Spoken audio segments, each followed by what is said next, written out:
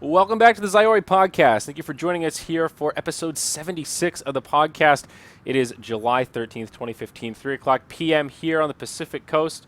And we've got a fun podcast today. Joining us after the success of a great charity stream is the mother of mangoes. She's the young lady you may recognize from the TI5 Hub. She was that person that got rated and got a whole bunch of donations and subs and is now streaming quite a bit. So, Amber, welcome. Thank you for being here. Thank you for having me. I'm super stoked. Something I've never done before, so this is Okay. awesome. Oh, good. We got a first timer. Sweet. So, we're in this interesting period right now, right before TI, where there's just not much going on. Pretty much every team is boot camping. There are no tournaments happening. There's not much news. It's just little things on Reddit here and there. Pimp Knuckle making mistakes, this and that. It's really nothing that interesting. So this is the perfect time to have a guest, talk a little bit more about you, and rehash some of this TI5 story that I mentioned that I think a lot of people still are not privy to. Even people that watch, there are a lot of people that say, I watched the TI5 Hub, but there was a lot of content. Nobody watched all of it. It was 24 hours for like 8 days. So there were a lot of people out there that feel like they watched it and missed it and probably have absolutely no idea what we're talking about. So, who are you? What are you doing now? You're tell us about that whole experience of the TI5 thing.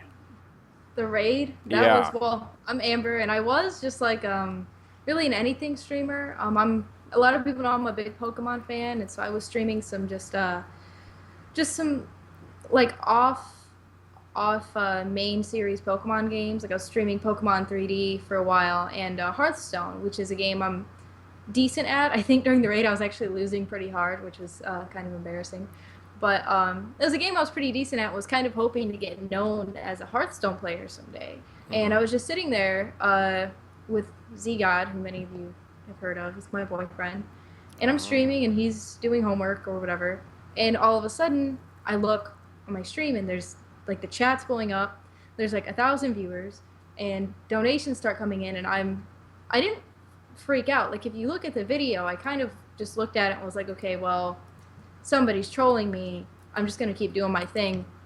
Yeah. Whatever happens will happen. Everyone that I talked to said you handled it, quote, surprisingly well. That was kind of the general consensus around the hub, if I recall. I wasn't there for the actual raid, so I woke up and was like, wait, what is this mango thing? What is happening here? What did I miss while I was out of it? Yeah, that was basically I handled it so well because I didn't really know what was happening. And I know raids in quite a few cases are meant to be more of a negative thing, to go and annoy people. In fact, one of my fellow streamer friends, who his channel's finding some recent success, but at the time was only at about 500, 500 followers and about 500 concurrent viewers, he got hit with a raid, and they were not kind to him. And he told me about it, and he told me that he got a bunch of donations that were chargebacks and a bunch of things like that. Yeah. And so when I saw it happening, I thought that's what that was. So I just didn't pay any attention to it. I was like, this is what's happening. I'm not going to give him any credit. I'm not. Okay. And it wasn't until Zach over here finally read the chat, and he goes, it's Dota 2. These are real people. This isn't some sort of bot that somebody sicked on you. These are real people. Those are real donations. Yeah. And finally we saw, go to TI5 Mango, talk to OD Pixel, do this, do that. And it was about an hour later that I got on Skype with OD Pixel, and he was like, okay, here's exactly what happened. And explained to me that they were just looking through small Hearthstone players to raid, and they happened to click my name. Ah, okay. So that explains the OD Pixel obsession. I noticed him in chat, and he's like a sub. He's got the whole fucking thing going on. I'm like, what is the deal here? So he kind of almost not led the charge, but kind of took helm on making sure you understood what was going on. Well, that's cool. I'm glad to hear that. Good old Owen living up to his reputation of being a nice guy.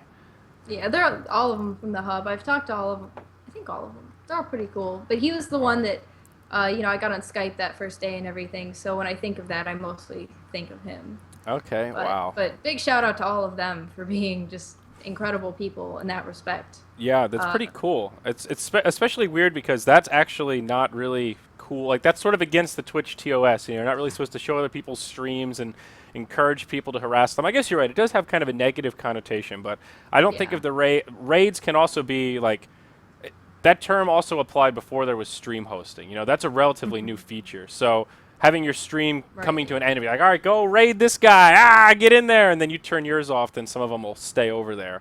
So Yeah. I don't know. I don't necessarily associate it negatively right away, but I understand why you did, because it certainly has been getting worse. Because nowadays there is the hosting feature, and I use Yeah. that to help my streamer friends that I think are good. I know a lot of people say some things like, oh, you shouldn't just use your stream to boost others. I'm like, I don't. I have so many streamer friends that I don't say a word about because personally, I don't enjoy watching them, and I'm not going to, I promote people who I think, I personally want to endorse. Like, hey, listen, if you enjoy my stream, I think you should go watch these guys, whether I know them personally or not. But being my friend doesn't automatically give you the favor of, oh, by the way, this person's my friend. Go check him out. Yeah. Some people are just going to come to me and they're going to go, oh, hey, by the way, that person was really boring. Thank you for sending me over there and wasting my time. Like, I don't know. Yeah, it's kind of wild how much of a community Twitch has become. I mean, esports was always very community driven, but Twitch itself now is just that there's all these little pockets of people that just support each other, and they have their own really loyal little fan bases, but then they all go and there's some crossover and you get to interact with each other, and there's hosting, and there's just all this cool stuff. And it's interesting to see how streamers have kind of partnered up. Even just the other day, what's fun to do is if you just go to the gaming talk shows section during like a decent prime hour, like Thursday nights at 6 o'clock Eastern, or like Friday nights around that same time, there's all sorts of kooky shit out there. Everybody and their mother's doing a podcast and a talk show these days. I missed sort of that revolution. I mean, I guess I was part of it when I was smaller, but now, all the tournaments we do are just so far beyond that scope. It's interesting to see what some of the smaller streams are doing these days. There wasn't even a gaming talk show section on Twitch until somewhat recently, Yeah, it's interesting because it does give a different aspect to gaming as a whole that I guess in some ways gives it more legitimacy, I guess, if that makes any sense. When you think about just athletic type sports, they have talk shows, they have channels, they have all of that. And I know a lot of people look at esports and they kind of scoff. They go, well, it's just gaming, who cares? But then when you have such things that are based on that, like the gaming talk shows and the podcasts and everything, and just the community around it, to me really gives it some legitimacy. Like, hey, no, we take this very seriously. This is real to us. This is a real thing. You can't count this out or Yeah. say anything that it's not real or anything. Because I know quite a few people who say those types of things to me personally, and I just try to defend it like that. Hey, it's a legitimate thing. And it's in a wonderful community. I mean, Yeah, it's okay. It has its pimples, I guess. Yeah. Overall, it's a pretty good community, though. We've got some good ones. The nice thing, I don't know, you're still reasonably. Have you been to any real events? Have you ever gone to like a PAX or an MLG or anything like that? I haven't. I Okay, haven't really all right. So you're had still the chance. still new blood there. It's a way different experience. That was what really got me like into esports. Was the first event I went to. It was MLG DC 2010, and it coincided with my 21st birthday, the Saturday of that MLG. So it was really fun. I was really drunk, but I had a great time. It was really cool to see like pro gamers in person for the first time and realize that, holy shit, this is a thing, man. These people are taking this game to another level. And then I got into StarCraft 2, and that was sort of how I started in esports. But every time I went to an event, I feel like that recharged me with the esports energy. It's just so high octane and so intense. You go there, you get all charged up, and then your batteries kind of slowly deplete. And after a few months, you're like, why am I doing this? Why am I paying to host tournaments and grinding all this shit that nobody cares about? There's only 300 viewers. This is stupid. And you get all mad and pouty. Then you go to another event, and everybody pats you on the back. Twitch TV buys you a couple beers, and you feel great about yourself. And you get out there and you give 110% for another few months. The cool thing is that a lot of the toxic people on the internet are also the same people that don't have a lot of friends, don't usually have great social skills, and will often not come out to events. Even if they saw you in real life and they would talk a bunch of shit online about how stupid and ugly you are, they would probably not even come up to you in real life. Like I have a lot of haters online. Anybody that reads Reddit knows that there are parts of the community that just don't enjoy what I put out there. But I have had very few experiences in real life when someone comes up to me in an event and be like, "Oh, you're a faggot, Zyori, get out of here." Or like any of those mean things you would hear online. Nobody does that at all. It's just nothing but positivity. Even people that don't like you that much will still be just a normal person. So you see the side of the community of like, oh wait, we're real people. These are the real people that I'm talking to, not just the keyboard warriors. Any thoughts about your first event? Now I'm excited to hear about your first event adventures after you go to one. It's gonna be TI5 as long as everything is in place. The only thing right now is securing the time off work. I was told by a couple of my bosses that it's okay. However, I do need to speak to the director of my department, which is going to be tough. But oh yeah, you are going to TI. I forgot about that. Yeah, as long as everything goes according to plan. I've got everything set up. I've got the ticket. I've got the money for the plane, and I've got a place to stay. It's all falling in place. And so you're not going just for vacay. good. You've actually got a little gig lined up, yeah? Yeah, I was actually contacted by one of the people who was I actually think you played with him, Turbo, on the charity stream. Oh yeah, he's all about that Twitter life. Yeah, yes he is. But he has a team that's going on behalf of Team Empire, and they wanted to have me come along as sort of a personality to do some interviews with and things like that, and just sort of get my perspective as a newcomer and as a streamer on TI5 there in person. So that's going to be an cool. Incredible experience. I'm very excited. Are you doing interviews, or I'm sorry, I was fucking Jimmy is in chat distracting me. Are they doing like a piece about you, or is it going to be like a little like kind of mini series thing, or is it still yet to be fleshed out? We haven't talked about all the details yet. From what I understand so far, it's going to be interviews with me about what I'm learning, about what I think of the teams and the players. Okay. And so it's interviews with you, like you're the star. Yeah. You're not the one doing the interviewing. Wow, that's really cool. That's exciting.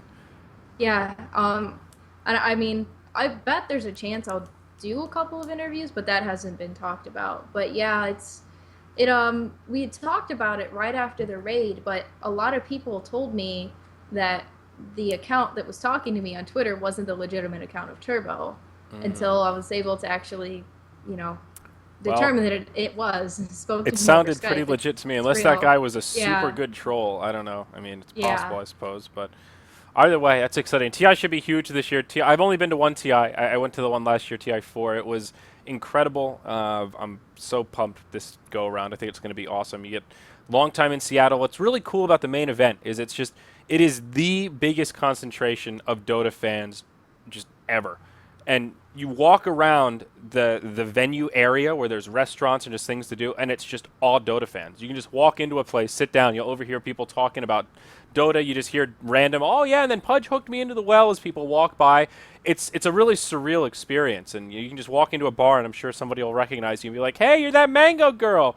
What's up? You're not old enough, but that whole thing is...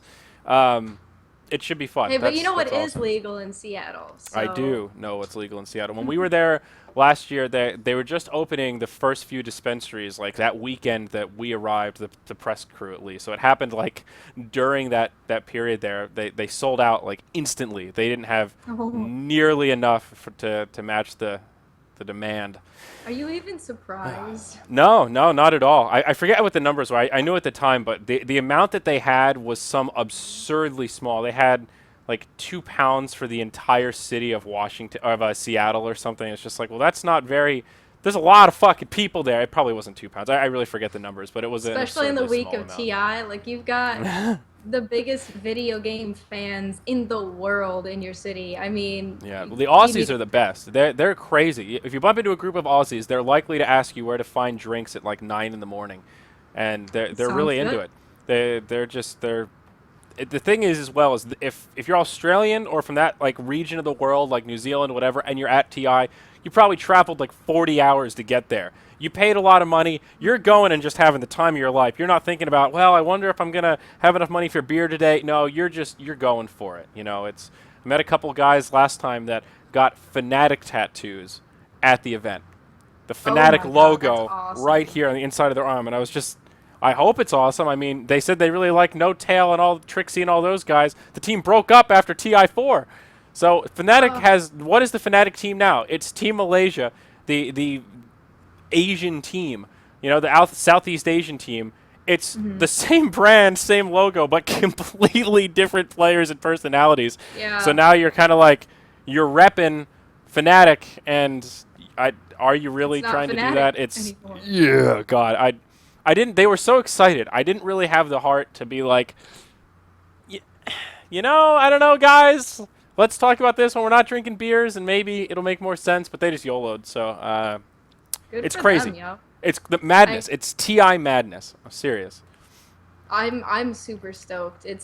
I mean, I do actually still need a little bit, so hopefully I'll be able to get that this month, but it's not much at all. And then I should be set. I mean, it was funny because I had one of my coworkers, they actually were asking me about it, and they were like, well, you realize, that's a big week for us, because without going into detail, we're launching a big system, a big IT system at work, and we need support there.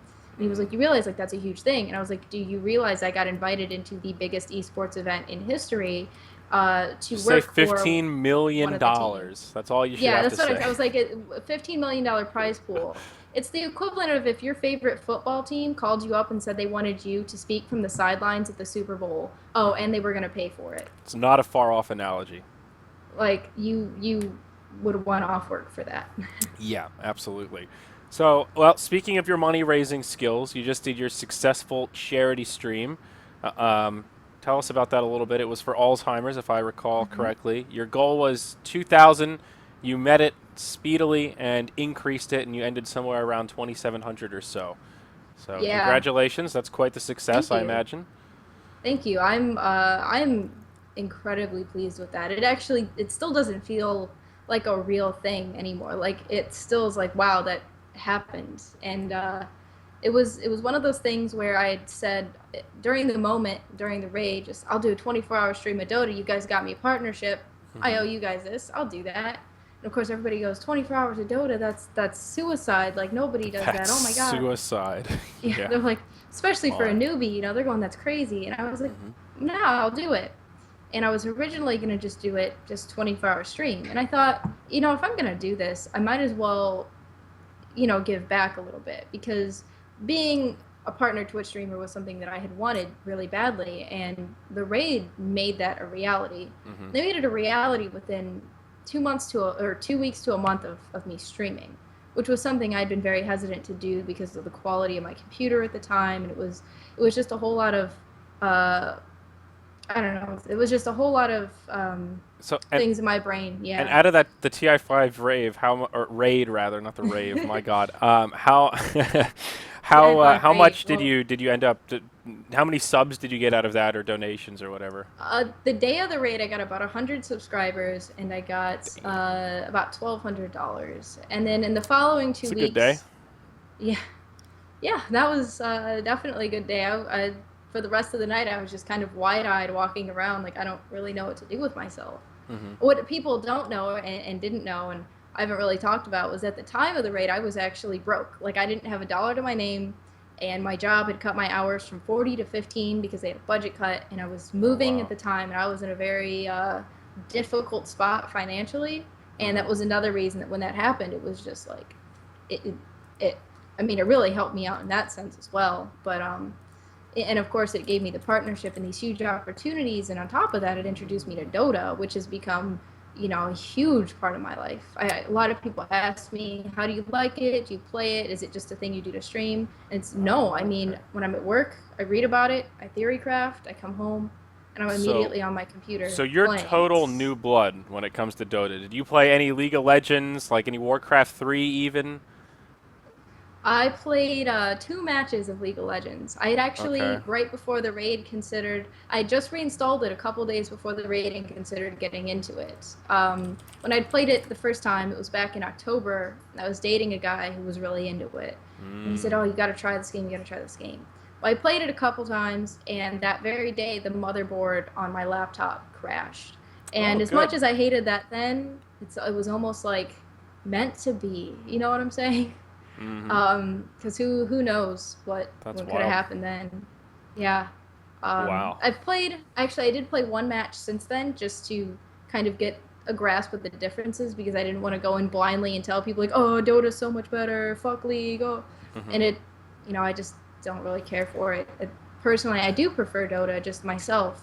Yeah, I mean, League will be that thing that I play when I want to feel good about myself. yeah, League's okay. I mean, I've played a fair bit of it. I've played not all of the MOBAs, but the prominent ones a Mm-hmm. fair bit. I've even played Smite somewhat on PC. I've never played the console version, but League is just all jokes aside. Everyone says it's like the noob version of Dota or whatever. That's a derogatory way of saying it, but it really is a more simplistic game. It just has less mechanics. Like deny is the one that people always point to, but the lack of buybacks, for example, just the nature of like the team buff instead of Aegis. There's all these little mechanics and things. Even the skills, they're just a lot more one-dimensional. The heroes are not nearly as diverse. That's When you exactly play my like thought. yeah, in Dota you've got heroes that are just completely different. I mean, you look at extremes like Invoker versus Meepo, it's almost like playing a different game. But even, someone like Darkseer versus Medusa, it's just completely different playstyle, completely different lane mechanics, completely different items. You're practically playing a different game for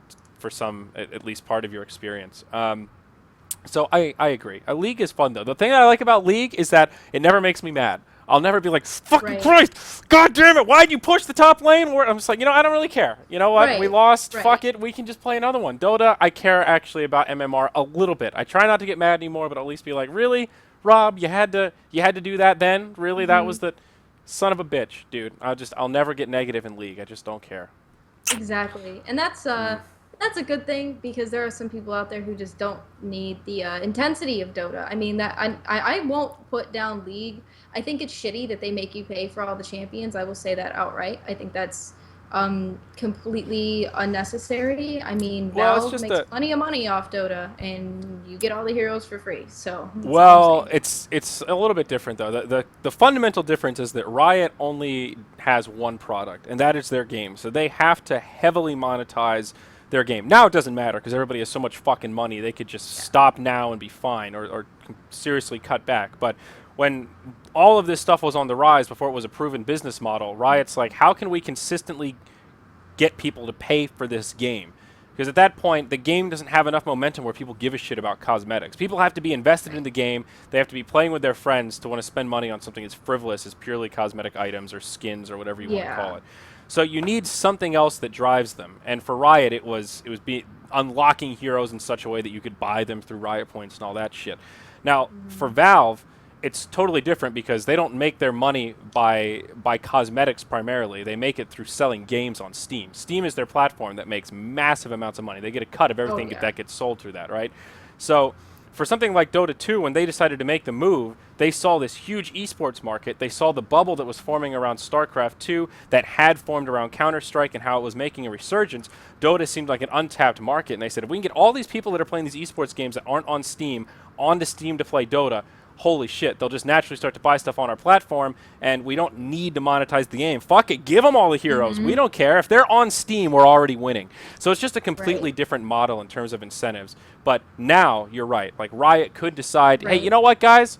We're gonna change our ways. We're gonna release all the champions, and you just get them now because fucking yeah, man, skins are the shit, and that's how we're giving back to you. Riot could do that. They would lose money, but they could. I think they like that their system is different from Valve because it's a differentiator, honestly. The thing about it that bothers me, is that there are people who are not adults who play that game, and people who are 10, 12, 13 years old don't have credit cards. They don't have money. They don't have anything to go in and purchase those champions. Yeah. And I think in that way that they are driving away potential big fans and potential great players of their game because the 13-year-old gets bored playing, these 10 champions a week and eventually drives them away. They find Dota and go, wow, I have over 100 heroes to play with in that case. But you know what I'm trying to say. I think that in and of itself is a big drawback for some who would otherwise play. Lost the tail end of that. Sorry, I forgot to turn off Taylor Swift. It's all right. So, but yeah, no, it's good. I don't know. There are a lot of different ways that they could change the way. It's just a completely different landscape. There are so many what ifs and ways that you can take it, but it's just a completely different world with LCS and how Riot controls things, and it's just fundamentally different. The big problem with Dota is that it's hard to get into. That initial learning curve is unforgiving as fuck, and there are these multiple stages of learning, and that first step is when you start you get able to kill people. You understand that one hero well enough, and you know a few others. You're like, okay, I kind of know what that other person can do. I know he just stunned me, so he can again. And you like have that moment of, I got this, and you run in and kill him and go, hell yeah, I just owned that guy. That was all me, just better than that guy. Slapped him down. And once you get some of that feeling, that's what really keeps you coming back. But even getting to that point for someone that's never played a MOBA before, or only played Xbox, or has only played Tetris, it's just an overwhelming amount of mechanics to try and get into. Even just knowing all of the heroes and their spells, and then all of the items and the different combinations to make the other items, is a seemingly overwhelming amount of knowledge to a newcomer that hasn't played the game before. It's MOBAs in general, but especially Dota, are so different from any other genre of game. You can be the best Call of Duty player in the world, or any game like that, and you come over, and the first time you play a MOBA, you're gonna suck. There's absolutely no way around that. And if it's Dota, you're gonna more than suck. I mean, when I look back at my first game, I want to throw up, and I'm still really bad. And I just look at that, I'm like, God, what was I doing? See, it's harder now in some ways. It's like you have a lot more resources to try and learn the game, because there's so many streams, so many professionals are out there. There's so many great guides. Purge has written the "Welcome to Dota, you suck." That's a great. If you read that entire thing and digest it, your baseline of Dota knowledge is pretty decent relative to the bell curve of all players out there. But it was easier when I first played on Warcraft 3, because it wasn't serious at all. It was just a stupid custom game. Like, it sucked because people left all the time, and there was no meta. Nobody knew what was really going on for the most part in the pub games. I would just go Lich mid with boots first, no regen, because why would you buy tangos? You can just walk back to the well, and it's free. I had no concept of, like, time is money. I thought TP scrolls were a waste of money. Couriers, why would you ever buy one of those? Why would you ever buy a GG branch? I had no concept of a magic wand. Just all of these things, just, fuck it. I just want to get in there and kill the heroes. I'll kill a few creeps here and there if I have mana, but fuck it, I'm just going to run around. And that was kind of the standard. Like, obviously I was bad, but it was a lesser part of a greater game that was Warcraft 3. So you had that foundation, and by the time it started getting a little bit serious, you at least understand the core mechanics that you're an above average player. Now you just get thrown in there, and even if you play, like the unranked games or the limited heroes games, it's usually an experienced person playing with their noob friend. So you still get stomped by people that actually understand the game, and there's really no way to filter that out. I think it's just kind of shitty. So, but it it's does hard, help man. for learning. I mean, the other day when I did some pub matches with Weedman, who is pretty good, and he's got a pretty decent MMR. Pretty good. I played one game with Weedman, and he just he just yelled the entire time, picked PA, went mid, fed 8 times, just said, "Oh shit, guys, my bad," and then just went AFK in the well. That was my only experience. I was like, "That was fun, guys. I'll see you next time." And I just left the party after that. That's the only time I've really interacted with him. He seems like a cool guy, though. Whatever. It's cool. He's awesome. He played about 6 or 7 games with us. He didn't talk too much, and I think it's because on TeamSpeak we were all just incredibly chatty. We had Coddle Guy, and we had Edge, and a bunch of people in there, and a bunch of my subs were just hanging out. And so I think, he didn't really want to have the constant white noise in his ears. But he played Pudge a couple of times. The first time he got like 25 kills or something like that. Oh my. It was insane. And we all fed. We all fed so hard. He's just out there just hooking people left and right. And we're just sitting here in TeamSpeak like, oh my god, poor Weedman. He's just... And he kept coming back, and no matter how bad we did, he kept coming back and doing parties with us. And I was like, this guy is great. Like, it was phenomenal. But in playing like those matches where I'm getting queued up with people of higher skill levels, if you look at my Dota buff, I have quite a few matches that are of high skill or very high skill, because I go in with much higher ranked players. It is a good learning experience. So how many games have you played total now? Like, how many total Dota 2 matches are on record? It's actually pretty low. I'm at, I think, 97. Wow. You're surprisingly good for only 97 games. I thought you'd played a lot more than that. That's pretty cool. Yeah. I would love to have played a lot more than that, but it's, job. It's grindy. It definitely is grindy. How do you stand that many people on your TeamSpeak server while you're streaming? I swear to God, like, when I was like, yeah, sure, I'll play, I was thinking it would be the 2 of us just playing some Dota, and I'm like, I get in TeamSpeak, and there are like 4 people all streaming, not using push to talk, just talking about subscriptions and donations, and all having individual conversations, but kind of talking to each other, and it was an overwhelming experience. I connected the Ventura, or Yeah. I always want to say Ventura. I connected the TeamSpeak. Instantly, 15 people are all like, Zyori? Oh my god, is that Zyori? Zyori? I'm just like, whoa, what did I just, where am I? What happened? Why is everybody Yeah, yelling at it's me already? Jesus, I didn't do anything.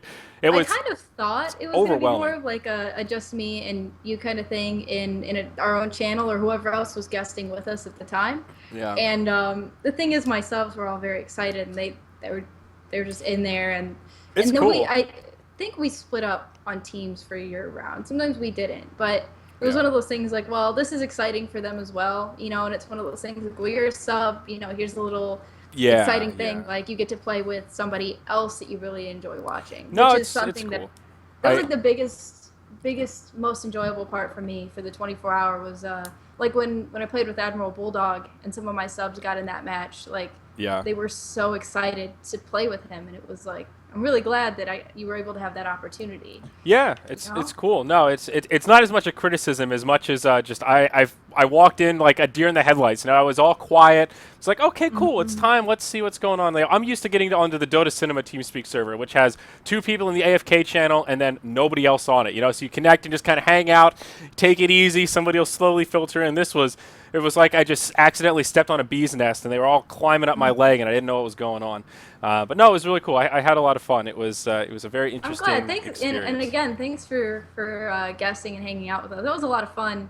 You Yeah, were a lot sure. of fun to play with. I'd Anytime. only watched a couple of your streams up to that point, but you were very energetic and brought a lot of life to it, and I appreciate that. I try to be positive. I spent a lot of time when I was younger as a negative gamer. I think we were all there. I firmly believe it is kind of a maturity thing. At least that's how it was for me. Yeah. The more mature I got, the less I flamed people on the internet, and the more I took to heart the concept that it's not just because you're on a computer doesn't mean you're not talking to real people. There's another person at the other end of every Right. keyboard. I mean, my whole streaming incident kind of power farmed my maturity on that front, but it's like, god damn, there are just these are real fucking people.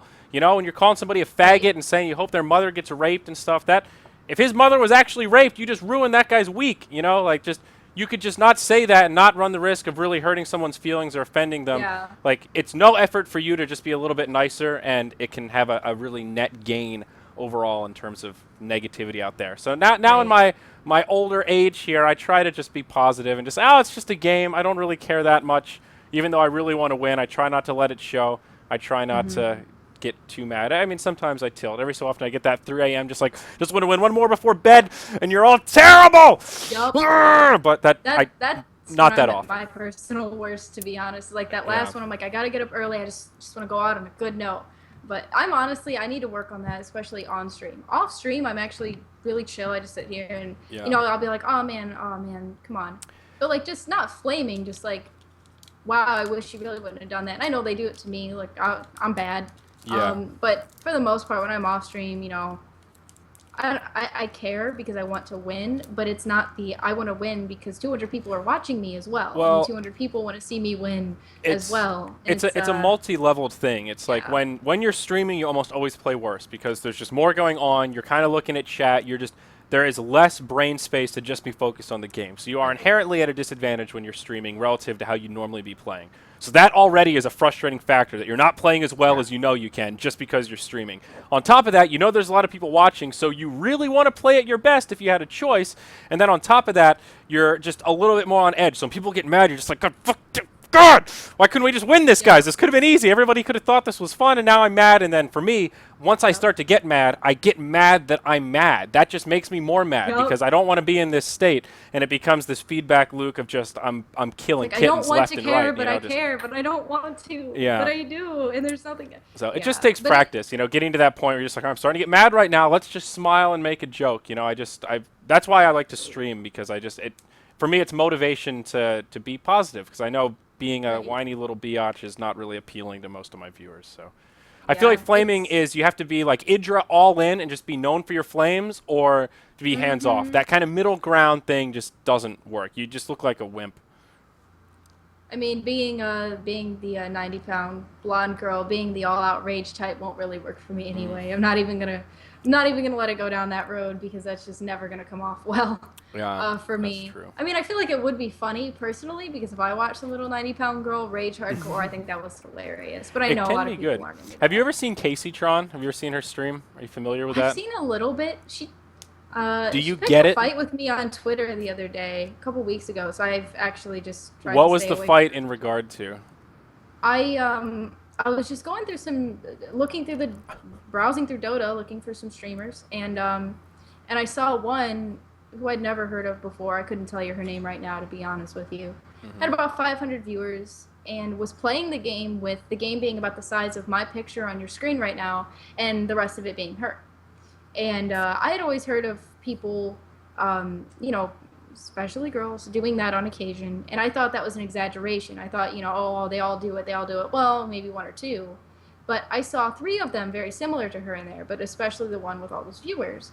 And all I did was go on Twitter and say, I thought that was an exaggeration, but browsing through Dota, I see that you guys are right. And I didn't mention any names. I didn't even flame. I just said, wow, you guys are right. I'm noticing this. And Casey Tron found it and replied to me and said, how dare you say that because I like to show my tits on stream that I don't like or don't appreciate all my viewers. Okay, And one of my subs came on and he defended me and he was like, she never mentioned you. Can you please butt out of things that aren't your own business? I don't know if you get it. Like Casey Tron is like it's a joke. The Yeah. whole thing is like Yeah. purposefully, obnoxiously ridiculous. It's like Mars Attacks meets tits meets streaming. Yeah, I know she's a total troll on purpose. All right, That's good. why I didn't mention her. Like, I don't care what she does because I know she does it on purpose. I was just like, why did you pick a fight with me? I wasn't talking about you. Like, dude, Yeah, you're chill. We love you on my It's all stream, bait. but- It's like Esports Express. If Esports Express ever tweets at you something incendiary, either tweet back a joke or don't reply at all. 100% all of it is bait to try to get you to say something stupid. That's exactly what she's doing. So, sort of well done, but now you know for the future. You should watch her stream, though. It's actually, well, it might not be your cup of tea. I think it's really funny. I like it, but I'm I a probably biased will man. when I have don't know. time. She's not usually on when I'm on, like when I have time, but for Oh. whatever reason. I'd love to get her but on that a aside- podcast. I feel like that would be a fun one. My Yeah. God. I'll have to get my agent to contact her agent. I'm sure she goes through official channels. She probably does. But Oh my. I mean, good for her. Like she's made her own way and everything, and that's awesome. I mean, I'm happy to see that there is, you know, a female streamer who's able to do that and make it that way. You know, Yeah. because she's really not doing it the way that a lot of them do. Like, oh, I'm a girl. I'll show my face in a big camera, and lots of people will watch me. Like is legitimately, if I understand, she actually went to theater school. Like she actually has a background in I don't know. in acting. I mean, I I don't know wouldn't if that's I true. wouldn't That's what I believe heard. anything that I read about her because all of it is troll bullshit that's just like Yeah. you just look at her Twitch page. It's about like how girls are good at video games or some shit. The whole thing is just a whole joke, but maybe she is. I would believe it because she's pretty good at playing that character. Yeah. I like that her Twitter says she's the human punching bag. I'm like, that's pretty accurate. Yeah. I'm glad you're into that and just letting them roll off you. That's good. Hopefully that Yeah. lasts. I don't know. It would be a real shame if she was trying to be serious, then did that character as a joke, and now that's the only way that she could stay popular is to continue on with this facade, and secretly it just destroys her a little more every day. God, I really hope that's not true. If that's true, I hope that's she not true talks to me either. about it because I can help. My God. I don't wish anything but the best for her. I don't want to, you know, talk down to her or you know, flame her or anything like that. I just thought the Twitter conversation was a little weird because I don't have any dislike for her at all. You know, she seems cool to me. I mean, you know, it's that way with a lot of streamers. Like even Fluffiest Bunny, she guested on my stream as well. That's She's what I wanted to talk nice about. as heck. Like, Oh, she's yeah? incredibly nice. You know. I was actually a little bit embarrassed that I was kind of smug about her beingness, and then they're like, "Oh yeah, no, she'll be here in like 2 minutes." I was just like, "Oh, whoops!" That was a.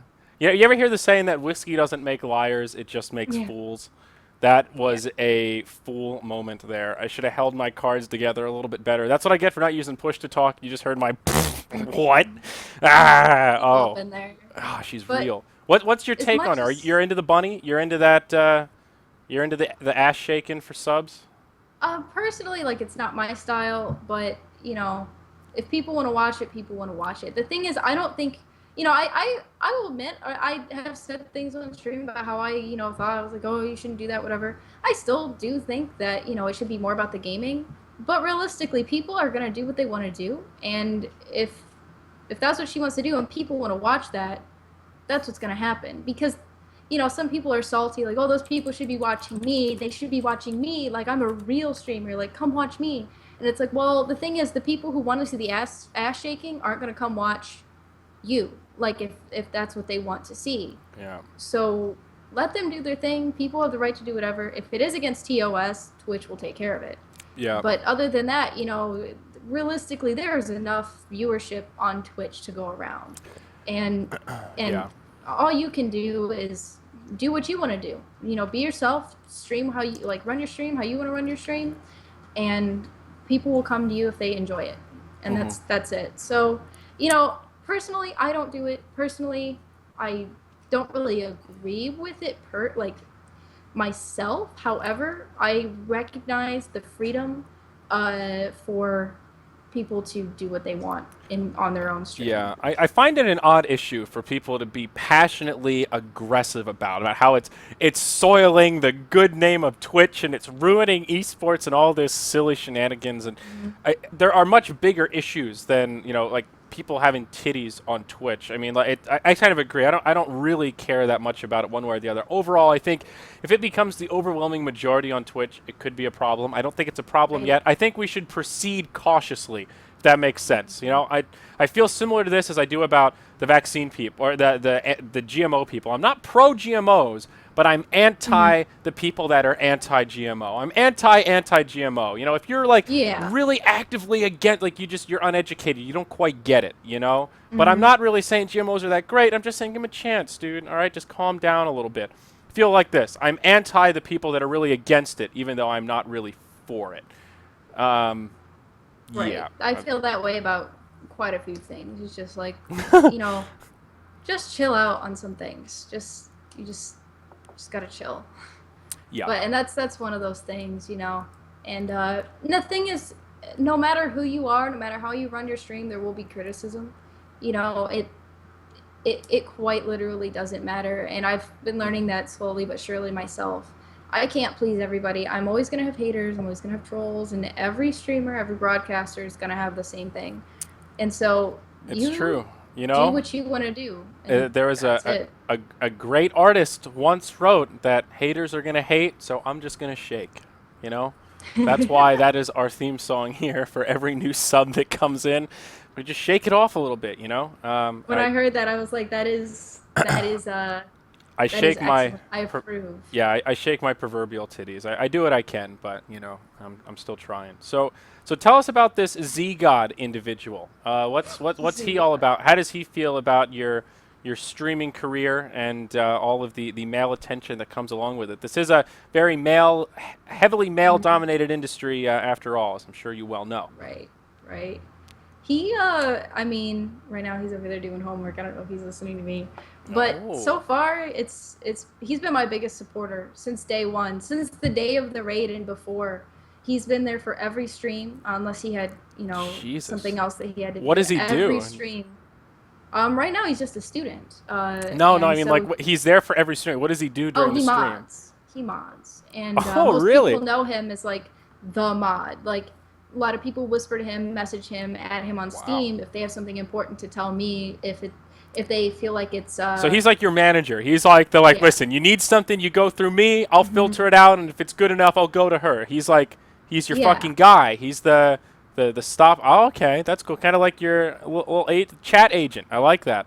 Yeah, almost. That's nice. Almost. He was there for the entire 24-hour stream. Stayed up I saw him at the time. end. He looked more beat than you did, honestly. He had that look on his face of I mean, I at least was playing a very mentally stimulating game. He, however, was sitting on the couch watching the chat. So, that was... Okay. I can't tell him thanks enough for everything that he's done helping me with this. So that explains why your chat is... I thought it was strange that people were so into whatever it was that this Z-God was. I didn't really understand the connection. And every so often, the chat would just blow up as Z-God! Oh, Craigasm! Yeah, I'm like, okay, cool. I don't think they're talking about me, but I don't know many other Z's out there. What's going on here? And that's cool. So he's actually kind of an active part of the whole Yeah. thing. Well, that's nice. That's got to be a nice bonding experience for the two of you. It's really great. Sometimes I feel kind of bad because I'm like, man, I'm streaming, and he works around it, and even we're getting a 4-bedroom apartment with one of our friends, and we're getting a 4-bedroom for 3 of us, so just so that I can have an office, and it's Wow. like they're all down for that. Like, yeah, let's do this. And it's all very, very incredible. He's actually an aspiring streamer himself. He's done it a couple times, but with him finishing up his IT degree and these upper level courses, it's one of those things. It's just like he has no time. Just like I don't have a lot of time, he really doesn't have a lot of time. So you guys both work in hopefully- IT? Yeah. He's currently getting his degree, and I'm trying to actually get him a job at a place I used to work for that I just moved on to a different department, and that would be awesome for him. But for right now, he's just finishing up his degree, and that's going pretty well. Except right now, I think his brain's gonna explode because he's doing coding, but Wow, poor guy. Wow, Yeah. that's pretty exciting. So, overall impressions of Dota. You said that you're gonna continue playing it, and you've kind of got the Dota bug. Have you done any how are you striving to improve? Have you had anybody approach you for coaching? Like, surely there are people out there that have reached out and been like, listen, I want to show you how to dotes, please. I'm sure mostly single guys hoping for a long distance relationship, but has anybody contacted you for some top level coaching? Has the Bulldog tried to take you Yeah. under his wing? He has not. That would be kind of amazing. But I've actually got a couple of my subs who offered, and they're upwards of like 5K. So they've been helping me out, and Nice. they've been really they're really what I credit my speedy improvement to. I feel a little bad because I do get quite a few requests for coaching, but when you've done so many matches with the same people, you do kind of want to stick with the people who know you really well, know your play style, and know Yeah. exactly how to coach you. And I've got 3 right now who sort of alternate between themselves and help me out. And that's, a big shout out to them. I don't see any of them actually in my chat right now. They might be in yours, but let me see if they're in here. They may be. I actually don't see if any of them are in here. I see Stoobies is in here though in my chat. Hi Yeah, Stoobies. yeah, who is this Stoobies guy? I saw his stream and I made some inappropriate jokes about his hair on Vent, and I didn't realize he was streaming till after I did it. And I didn't feel bad. He said it was cool. They weren't really that inappropriate. I just What did made- you say? Because I want to know if it's the same thing that my old roommate used to say about I him. said something along the lines of that he looked like one of those really intelligent young burnouts, like he had been raised in a prep school, the best of the best, and somewhere around his 10th, maybe 11th year, he gets introduced to the degree of LSD, and he just discovers fractals and goes down the whole rabbit hole of math, and his brain implodes on itself, and now he's this young, strapping 21, 22-year-old, and his hair is just the only semblance of chaos that he can put on his body. I don't know, man. He just has this look about him. He's got this crazy mad scientist hairdo, but the face of a scholar. And I don't know what to make of it. It's funny because that is literally Nathaniel. His name's Nathaniel, Okay. and that's literally him. He has, I believe, a master's degree. Well, he has at least no, he has, I think, 2 bachelors, maybe something like that, in biochemistry, I want to say. Oh shit! Okay. One of those crazy things. Yeah, he's thinking about going to med school, so it's one of those crazy majors. And he discovered some sort of fungus in Antarctic ice. Fungus? And he was Oh the my first God, he is. person to ever grow it. Yeah, so he's This guy grows fungus. Oh my God! All right, I'm about to sub. This is awesome. So, he's not a partner yet. We're trying. so what does he do with the fungus that he grows? I I'm don't assuming know. it's not He the never kind I'm explained it talking to about. me. Okay. But now he works at my old job, and he streams, and he's trying to Wow. make it as a streamer, and I really hope he does, because I genuinely think he's a great streamer. It's not just because he's my friend. I personally love watching his streams. I think he's hilarious, Okay. and he's such a good guy. Well, he seemed to enjoy my description of his hair. I don't know. I asked because him. it's exactly correct. I asked him if I go to I was gonna say the barber, but I don't go to a barber. I go to a fucking salon. Let's be honest about it. If I go to the salon, what do I call that do? I just want to sit down and tell her I want the She won't know I want the Stoobies. You know, I need the mad scientist. I want to look more, you know, I don't know. I don't know what that's called. Something about that. How do you get that haircut? That's the next step that I don't know about. No. You just have to be You'd have to ask him, a I mad guess. scientist. I know. Well, I'm asking the wrong person here. What are you going to do? Yeah. But, But he's a very genuine guy. And that's the thing about him is like you watch his stream and he's always so positive and hype, and it's like, you know, what is with this guy? He's just like that. Like he's like that at 7 in the morning. He's like that at 1 in the morning. He's just he's absolutely just always like that. And he's an awesome person to be around. Working with him was incredible because it was like I'd come into work in the morning, he'd just be like, Amber, and like give me a hug, and like we'd get Starbucks together before work. It was just Isn't it great when you meet somebody that actually just radiates positivity? I'm a negative person that actively tries to not be too negative. I can't even say that I'm positive. I make an effort, you know? You just meet some people that are just so fucking upbeat and just like, good day, sir. How can I help you? I'm just like, whoa, you're perking me up because you're so perky. How do you just give me a little bit of that energy every day and I'd be a much more balanced person. It's incredible when you meet people with that energy. It's cool. That's exactly how I feel about him. Okay. I'm very similar. Like I'm just very negative myself, and it's something that I try to counteract as much as I can consciously. And it just a lot of times it does get difficult with a lot of stress and a lot of things going on, and you know how that is. But it is one of those things. That's just like I'm trying so hard to be positive and happy about this, but sometimes, wow. It takes practice. That's for sure. It really is a learned skill to be able to have a job that's in the public eye, like anything that's broadcast or entertainment related, where it's somewhat creative, it's subjective in terms of how it's judged. To some degree, it's a popularity contest, and like a lot of what I do is just right out there for the public critiquing, and if it's particularly negative, it can actually have an influence on what kind of stuff I get to do. So it's a big fucking deal. And to be able to look at all of that, to see all that noise, all that chaos, you know, when you're on a 50K viewer plus stream, there are so many eyeballs there that are just dissecting everything you're saying. Whenever you make a little slip up or you question a mechanic, there's a whole bunch of people out of that 50K that know it right away. Like, oh, you idiot, of course you can BKB while you're in Chronosphere or whatever it is. You know, like, across all those people, there's always someone that knows it right away. So it just creates this level of stress that makes it very difficult to look at all of that noise, look at all of that chaos, and pull out useful nuggets. We have a general kind of maxim, I guess you could call it, at BTS, that's whenever you're getting flamed a lot, like on Reddit or NADOTA or any other source that is subjective and very hypercritical and a little bit ridiculous at times, usually that is a really intensified response of something that is based on truth. There is some underlying nugget there. If people are calling you a meme lord faggot, you're probably using too many memes. It might not be that much. You know, you might not have crossed over, but there's probably a little bit of truth to that. People aren't just saying that because they made it up or it's a rumor, you know? Right. So it's hard to read all that and to, you know, not respond and not defend yourself when people are being ridiculous and stupid. And that's what you can't, because that's what they want you to do. That they want you to engage in the dialogue. Like we talked about before, it's all bait. You know, it's all bait to get you to say something stupid.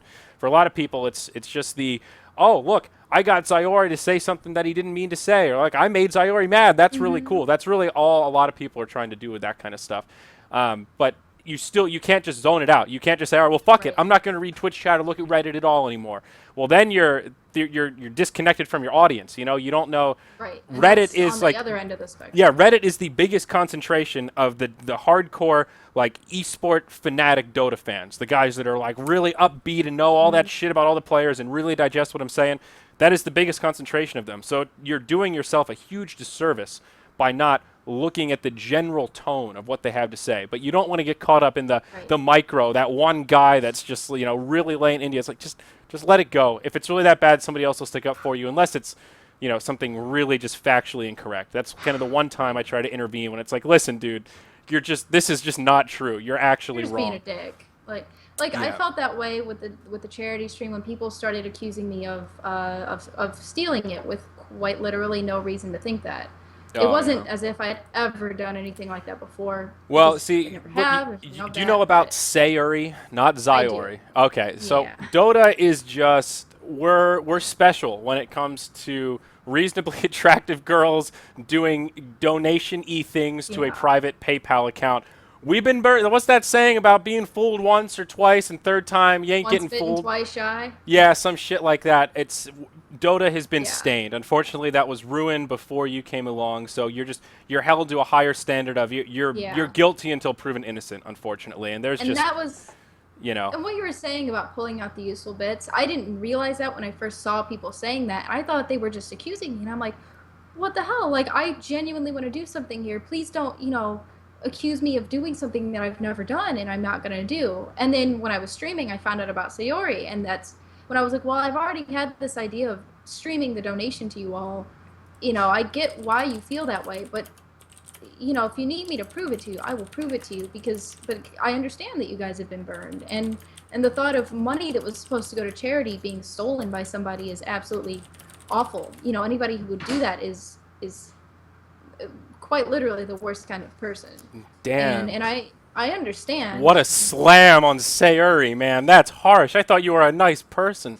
I am a nice person, but a nice person doesn't steal $2,000. I know, I'm just trolling. I'm being from charity. Like, at least steal it from a bank so you're taking it from, like, rich old folks or something. But, like, charity, that's... Yeah. But I don't know the full story of that. All I know is, like, $2,200 went missing or something like that. Yeah, something like that. I don't know. Sort of before my time, I guess. Yeah. But anyway, but what you were saying is right. Like, it hurts at first, like... why would you say that about me? Like, that's so mean. But then when you look further into a lot of it, it's like, well, you're being a dick about this, but you are right. Like, you could have said it nicer. But, okay, yeah, I see what you mean. I should probably deal with that. And, or if you don't care, and, all right, well, you're right, but I don't care. Yeah, it's tough. It's just, that's a Dota thing. Don't take it personally. It's just, there's really nothing you can do about it other than just not steal the money. That's the best way to prove them wrong. Just give it to charity, like you said, and it'll all be water under the bridge. Right. Which is exactly what happened. Anybody says anything about it in the future, it's going to be like, well, do you want to see the receipt? Like, do you want to see the receipt? Well, there you go. I have it. It's all done and over with. I kept my promise. You guys helped me out. You helped Alzheimer's out. It was an awesome stream. It was an awesome event, and I'm glad that it all ended well. And I'm sure everybody who experienced it was glad it ended well. Yeah, fuck Alzheimer's. Exactly. No, it was cool. It was well done. I'm glad you hit your goal and then some. It's got to be. I've actually never done a 24-hour charity stream, so I can't say I know the feeling exactly, but I can only imagine it feels pretty fucking good to have that like risky of just like, all right, where do I set the goal? Is 2,000 like I've designed stretch goals and shit like that before. Like, is 2,000 too much? Is that too little? Am I gonna hit this in 10 minutes? Like, it's hard to kind of guess ahead of time. So yeah, that was my biggest thing. Is it was like, it was anywhere between like 500 and 2,000. It was like, I don't really, which one? Like 1,000, that's a very good middle ground, but they did 1,000 for me in like 5 minutes. The raid, like, I know that's I have the viewership for that. I just know it. And I knew at the time that Admiral Bulldog was going to host me, which I knew was going to bring in a lot. And I was like, man, I think 2,000. I think we can do this. And it was like 8 hours in. It was before the host even happened. It was just like, oh, yeah, here, it's done. Like, we beat it. And I upped it to 4,000 after that as a stretch goal in case, and we got up to almost 3. That was amazing. And I'm just so excited that all worked out well. And I'm really excited to do another one. I think around Christmas time, I'm going to try and do another 24-hour charity stream. The season of giving. Very nice. How apropos. I love Christmas. Not for religious reasons. I'm really not into JC or any of that bullshit. But I like commercial Christmas. I don't like the buying things as much, but I love pine-scented candles. I like Christmas trees. I love Christmas music. Deck the halls and shit. Lights, cooking, Christmas ham, just the whole community. Exactly. Oh man, last Christmas we had a great big 5-day party. It was awesome. Love it. I was at the helm. I had like 50 hours of mixed Christmas media. Like, went through all my favorite shows, pulled out the Christmas episodes, classic Christmas movies. It was a good shit. So, that's amazing. Mimosas every day, because why are you not drinking more champagne? That's my motto. My God. So, all right, Amber, we're coming close to the end here. This is the time. If there's anything else you want to talk about, any other topics you want to bring up, I got a few more things here, but I want to give you an opportunity. If there's any, just feel free to blurt it out. It doesn't have to be anything super relevant. I am curious about your hat, though. I've noticed you wear it quite regularly. Is that an Illuminati symbol? It is not. It's It a looks Deathly kind of Hallows like it. symbol from Harry Potter. Oh. I wear it because it does look like an Illuminati symbol. And It Chad is goes the Deathly crazy over Hallows. it, I so- knew I recognized it. I actually Googled Illuminati. I'm like, that's not quite it, but that's all I can go with because I know it, but I don't. It's and it's just my hat. I wore it the day of the raid, and people went crazy over it. And I wore it like my first stream after that when I got like 4,000 viewers, and people went crazy over it then.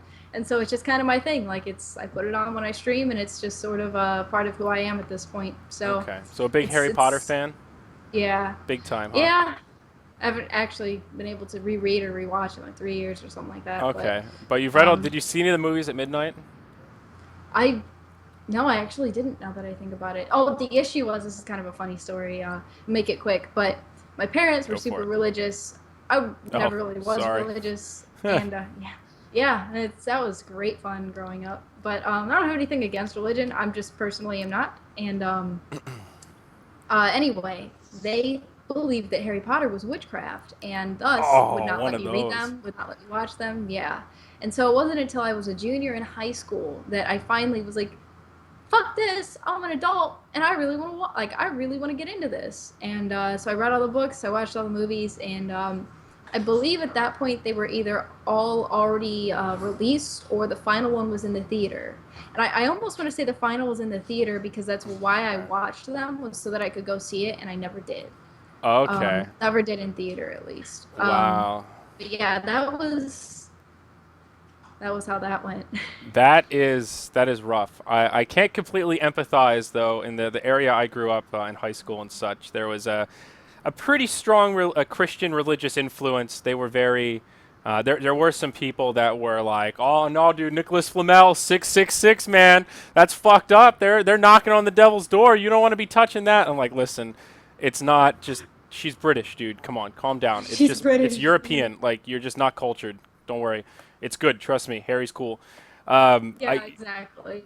That's wild. I don't know many people that have actually, you hear about that, but you don't know many people that actually barred from watching Harry Potter. I know K-pop Tosis had some issues like that with his parents. Were your parents also anti-SpongeBobbers? He is They pretty weren't queer, to be fair. SpongeBobbers, but they were anti-video games. They Really? when I was second grade, took my Game Boy away, and that was the last video game system I had till I was 14, and I went out and bought a PlayStation. And even then, they were very strict about what I was allowed to play. So what is wrong with video games from a religious perspective? Like, I mean, obviously some video games, I understand. Resident Evil doesn't have very many Christian overtones, but why just general video game? I mean, certainly there's a market for Christian video games out there, right? Is that not a thing? I don't know. I guess. I think it's more so that it was just the violence. They hated Pokemon. They hated Pokemon? Violent. Why? It's like, it's cartoon animals. It's about friendship and partnership. Well, they and do kind of fight. perseverance. I guess they do fuck the hell. Yeah, they kill each other a lot in that show, actually. So, okay, fair enough. Pokemon is violent. Yeah, but on that same token, they were against quite a bit. Okay. But, I remember I being grew up young, and my mom it's told me that I shouldn't watch Power Rangers because it was too violent, and I said, Mom, they bleed sparks. I mean, come on. And she was like, I mean, that is a good point. Sparks, I don't Right. know. And I mean, let's be real, violence, TV shows are you either look for violence, drama, or humor, and it's one of those things is violence because, well, why would you watch a TV show that's about real life, nothing exciting happening, nothing funny, nothing out of the ordinary, just like a family eating dinner, talking about their why day. would you ever watch nonfiction? I mean, come on. Right. Well, documentaries are one thing, but you know what I'm saying. So you don't like sitcoms? Is that what you're telling me? Oh, I love sitcoms, but I have Okay. You don't like religious sitcoms, okay. No, I have the limited edition Friends Blu-ray set sitting in the Oh, room. a big Friends fan. Yeah. Okay. I love Friends. That show is amazing. Okay. But Friends is My it's I don't want to okay. think about anything show. Just put that on and zone out for a See, while. mine is The Office. Are you an Office Oh, fan I straight? love The Office. Okay. I love The Office. Good. That That one's is epic, too. one of the greatest shows ever. It honestly is. That's the one thing Z-God and I don't agree on. He doesn't think it's that funny, so we just don't talk about it. How much of it has he watched? Listen, tell Z-God, okay, I watched season 1 of The Office twice. It's only 6 episodes. It took me 2 run-throughs of the first season before I was like, you know what? I think I like this enough to go on. So many people that I trusted their opinion of told me that show was incredibly funny. I was like, I just don't get it. I don't understand how. Yeah. It's not funny until you understand the characters and how they interact with each other. But there are so many little Easter eggs. They're so good at making it look like it's all ad-libbed and accidental camera shots and zoom-ins. It's all completely planned and intentional. And once you start like thinking about it, God damn, come on, Z-God, break out and just suffer through like season 1 and half of season 2. It's worth it. It is one of the best comedy series you'll see. It honestly is. And he's only seen a few episodes, so I'll try and indoctrinate him. But I actually just finished rewatching the whole series for like the 7th time last week, like something crazy like that. And every time I just like, okay, well, I'm gonna turn it back on again. Like it's just one of those things. All right. One last thing: are you a Star Trek fan or are you a Star Wars fan or both? If you say neither, then we're just done right now. So you better have the right answer here. I haven't seen too much Star Trek. What I have seen, I do enjoy, but I would say I'm more of a Star Wars fan. Got like $60 Star Wars Vans sitting over there, like behind the couch. Like, I saw them at the store like 3 months ago, and I was like, "Yep, I'm buying these. I don't even care how much they are. Like, I need Darth Vader Vans." And yeah, but that's another series I need to rewatch, like really bad. Really bad. Yeah. But my only thing with it is like now I feel like they're taking it too far, with some of the adaptations and things that are coming out. Okay, so yeah, I'm gonna stay with my classic ones. Yeah, you're reading my mind here. So, okay, I was just on the Defense of the Ancient or the Defense of the Patience podcast, and we were talking a little bit of Star Wars. So, lightning round, J.J. Abrams taking over The Force Awakens. Were you excited to hear it was Abrams, or were you 2 thumbs down disappointed that it was Abrams? I mean, I'm actually kind of indifferent. Like it's I'm just actually kind of indifferent. I don't really Okay. All right. That's cool. That's good. Go in with an open mind because I'm going in with the this better not fucking suck mindset, and I feel like that's setting the bar at an unfair standard. I'm salty about what he did to Star Trek. Into Darkness was not my jam. Yeah. The one before that is less not my jam, but still not my jam. It just, come on, man. Enough with the lens flares. Just stop making shit blow up. Give me some fucking story. It's I don't know. one of those things that I'm hoping it won't suck, but to be completely honest with you, I don't have too many high hopes anyway because it's still not. Okay, so it sounds like you're much more of a like 4 through 6 than a 1 through 3 kind of girl. Okay. So I'm hoping like I will go in there with an open mind, but I'm also like I know I've been burned before, so okay. Phantom Menace, Attack of the Clones, Revenge of the Sith. Rating in order, the one you like the most to the one you think was the absolute worst of the 3. Revenge of the Sith is actually my favorite because it was the one I first understood because I watched them a lot when I was a kid. Okay. And I was young and I didn't really understand. And so with that being said, I still haven't actually rewatched all of them as I've gotten older. So it is kind of unfair to try and rank them. Sure. But that one is my favorite. I do like Phantom Menace. But other than that, like I said, I was pretty little and growing up, like, I've rewatched a couple. I was supposed to have a big marathon like last year, right before I moved to Florida with my best friend. And, like, it's really great to watch all of them in order and see the jump between 3 and 4 because they link up pretty well. And what's really cool about it is even though the effects are shittier, the way they wrote the story is such that it kind of makes sense because the third one ends as such a crazy cataclysmic boom. All the Jedis are spread out and stuff. Old Ben's just hiding in the dirt like, I've got a lightsaber and a fucking pile of rocks here. Like, that's it. This is my life now. Yeah. So there's not supposed to be that much technology. It's good. You should really do it. That's the thing is, I was old enough to enjoy them. Like I wasn't like little. I was like between 8 and 10. So like I understood, but like looking at them now, it's like, well, it's hard to compare the ones that I watched when I was like 13 and 14 to the ones that I watched when I was younger. Then of course I watched like Clone Wars and stuff like that, and that's what I mean. Like I've been burned. Like I was really excited for that, and it was like, oh. See, someone else told me it was surprisingly good, so I don't know. I haven't seen any of it. No, it's not really my cup of tea. I'm not that into the super animated stuff, but Right. That's my thing too. And yeah.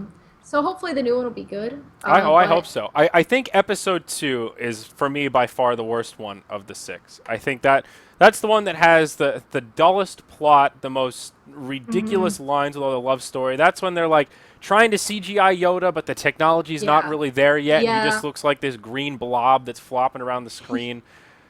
I felt like there were a lot. It reminded me too much of the Hobbit movies, where it felt sort of like it was a little stretched out, and there were some cool parts to it, like when Obi-Wan is going and he sees all the fucking android clones. That's kind of cool. When Count Dooku's flying away at the end, and the little green fucks Yoda's like flipping all around. Little green flag. You know, that stuff's cool. There were some cool scenes. I was really hyped when I saw Yoda fight. I walked out of that theater with a nerd sweat, like, just like, oh my god, did you see that? It was mesmerized by how cool it was. But overall, the movie sucked ass. Please don't tell me you liked the new Hobbit movies, because they were by far, like, for me, the bottom of this, like, era of over CGI bullshit. Like, that just... Yeah. was awful. I love Lord of the Rings. Like, I love Lord of the Rings. The originals, they did the movie so well. It was like that perfect mix. So good. They are so good. And the first, the Hobbits, they weren't bad story. Like, they didn't do a bad job portraying the books. But you're right. Like, the over CGI is just there's two big problems with it. I think the first one is that they stretch it out too long. It was 3 movies or 4 movies? 3 movies. 3 movies.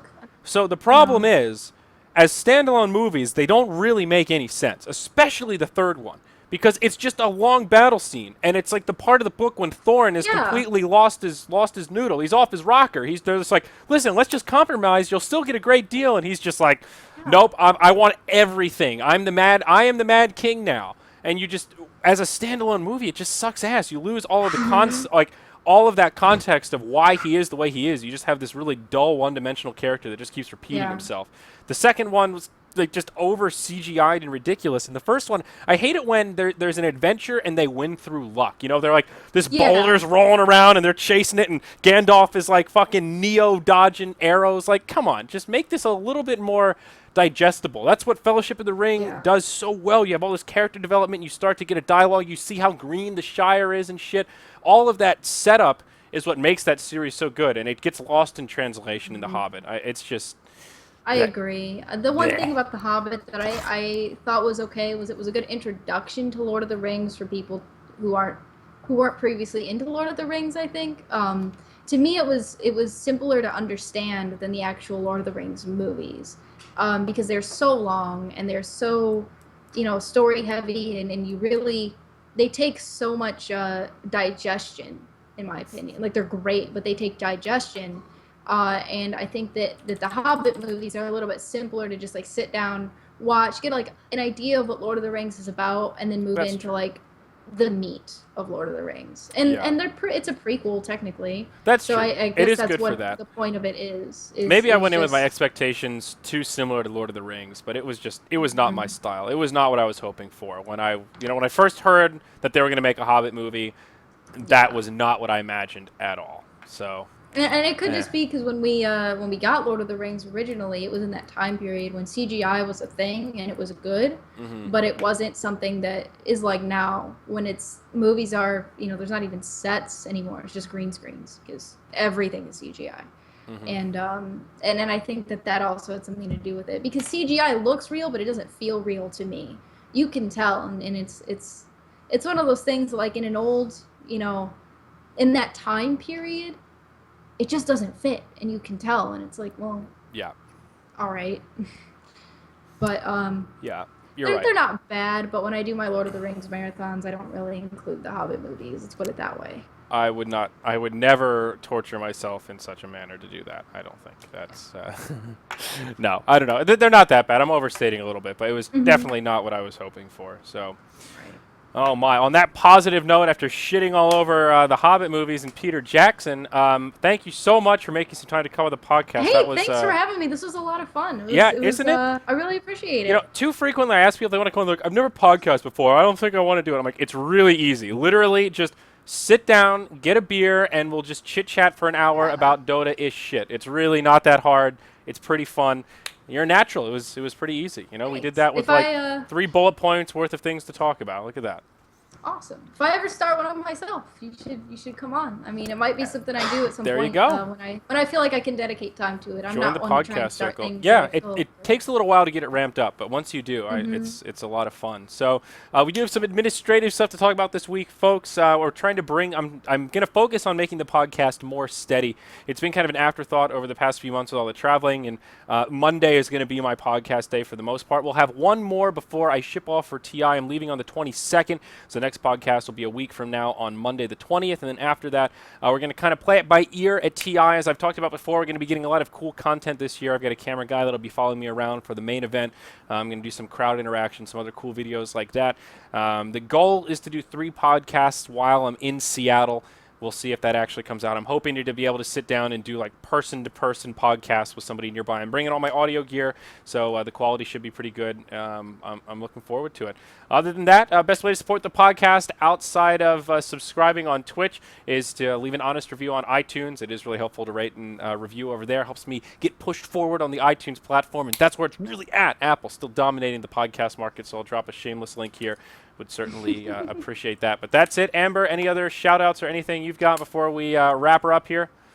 I mean, I did say I was going to shout out my coach earlier. He popped up in chat. Sir Ironclad's out there, and he's an awesome guy. He's an awesome coach. I also see Fried Thelts in here, who's also one of my coaches. The other one's not in here. But if you ever see CL2 Ash around, it's actually pronounced Crash, but those guys are awesome. I just wanted to shout them out because I did mention, my coaches earlier when you asked. And those are the guys, and they're all super rad. But other than that, thanks for having me. This was a lot of fun. I really appreciate it.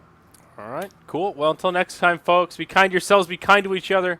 See you on the next podcast. I'll see you around.